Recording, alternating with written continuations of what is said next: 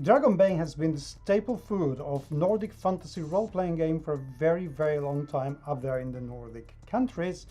And Free League released a new edition of the game after a very successful Kickstarter not so long ago. Now they have been very, very kind indeed to send me a copy of both the book and the bestiary, which I have behind, and I will take a look very, very soon indeed. So I want to know what the fuss is all about. This is not a review of the game itself, this is just an unbooking to find out if this game is actually worth the amount of money that you have to spend to get your hands on it. Welcome to the GMS Magazine RPG unbooking videos.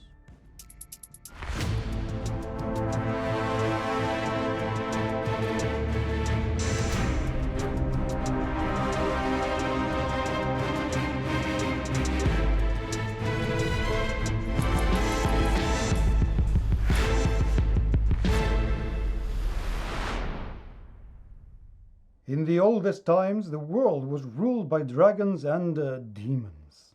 They were the primordial forces through which the world and its primeval matter was formed. They were opposing principles that made the world complete. Law and order versus chaos and madness.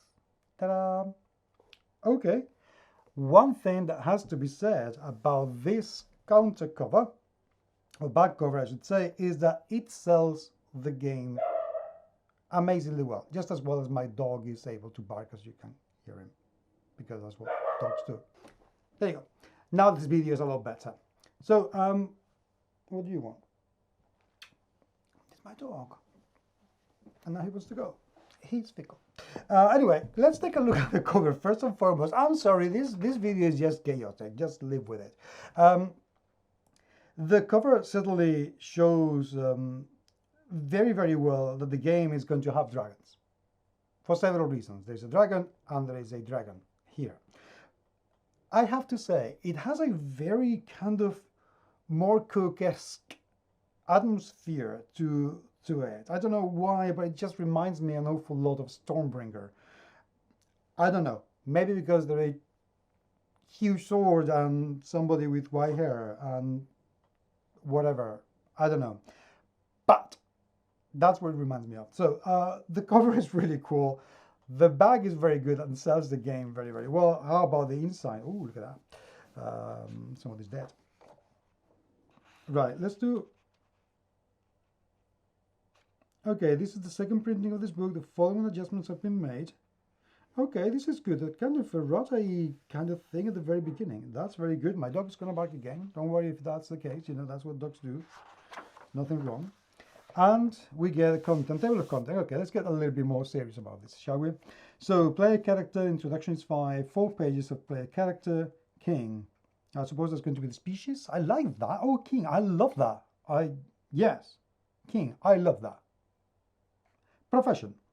And we have artisan, bard, fighter, hunter, knight, mage, mariner. Interesting. Merchant, scholar, and thief. Okay. Nothing particularly groundbreaking about them, but familiar enough, diverse enough. I like it. Age, name, attributes, derived ratings. I wonder what that is. We'll take a look. Skills, heroic abilities, gear, encumbrance, appearance, and experience. Between page 9 and 29, 20 pages of character creation with these many professions. Okay, I buy this. Skills, roll the dice, was rolls. Okay, easy enough. 31 to 35. Pretty decent. Combat and damage, 41 to 55. Again, not a lot. Magic, 57 to 69. Pretty decent. So overall, this seems like I'm loving, gear 73 to 81, bestiary 85 to 99, and the adventures, journeys, the game master role, non-playing characters, creating adventures, campaign, and the Castle of the Robber Knight. That begins in page 113 of a book of 120 pages.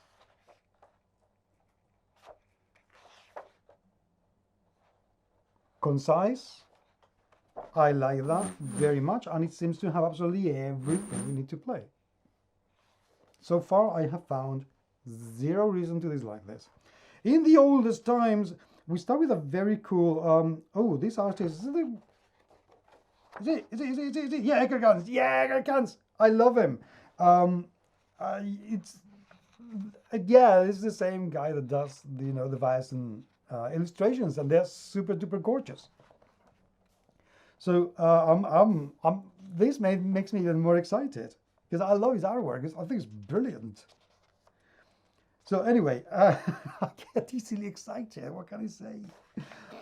Okay, so we have a little bit of a blurby atmosphere kind of text, which is very good. The layout is clean, is simple. The back texture color, I can take it or leave it. I'm not a particularly fan of it. I don't think is something detrimental, but okay, in this case it doesn't. It takes away a little bit of the contrast, which is, it means that I will need a little bit more light, as in ambient light, to be able to read it easily, but that's not an issue. Loving, as you can imagine, the illustrations. I don't think there is anything I can say about this. King, we have human, halfling, dwarf, elf, mallard, okay, and wolf king. Interesting. I don't know what a mallard is, so let's take a quick look. Human, the halflings, the dwarves. Oh, mine's a duck! I can play a duck! That is so cool, and that is such a you know, a RuneQuest wink. It's amazing. I love that. And Wolf King. I love how beautifully illustrated it is, not just because of Johan Egerkan's work, which is magnificent. I'm going to say something here. This work is reminiscent to me, not necessarily in style, but in the feel of it, to the work that DTR Lizzie did with Planescape in AD&D. There's just something that is both so delicate and yet so rough at the same time, and it is so expressive. The color palette is so gentle, and yet he manages to do so well with both contrast and the application of different hues of the same color. It's just so beautiful. It's absolutely magnificent. The way that from time to time he goes and completely goes away with proportions, like here with the feet and the length of the fingers, to add a little bit of character, how the sharpness of the features in the characters make them so distinct. It is amazing. Absolutely amazing. I'm sorry, I didn't mean this to turn into an art discussion, but it's just, I love that work so much. It's incredible. So anyway, I'm not going to go too much into it because otherwise this video will be hyper long, but everything seems, oh my god, look at that. Everything seems in the right place. It looks really beautiful. The fact that it's not a megatome that you need to read in order to know everything is so good. I really love that. It's, yeah, I'm really loving the feel of it. And you know, since I decided that D&D wasn't really going to be my buy for the foreseeable future for a bit, because the last time I played, it just wasn't cutting it, until I get the Chronicles from Sarah Newton, which hopefully will be getting very soon.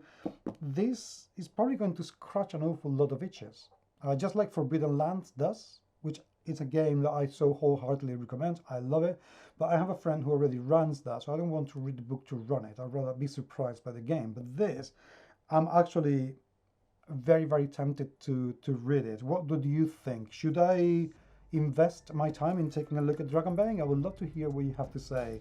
Like everything that Free League is doing, absolutely gorgeous, very attractive, and I cannot find a reason not to like it. Not thus far. Let me know what you think. I'd love to hear your thoughts. Thank you so much for being there, and I will talk to you very soon. And yes, my next video will not have this chaos. See you soon. Take care. It sells the game amazingly well, just as well as my dog is able to bark, as you can hear it, because that's what dogs do. Excuse me, Taiko. Enough. Yeah, you can come in. You come up. Up. There you go. Now this video is a lot better. I know this was a mess. I know, but it's my dog.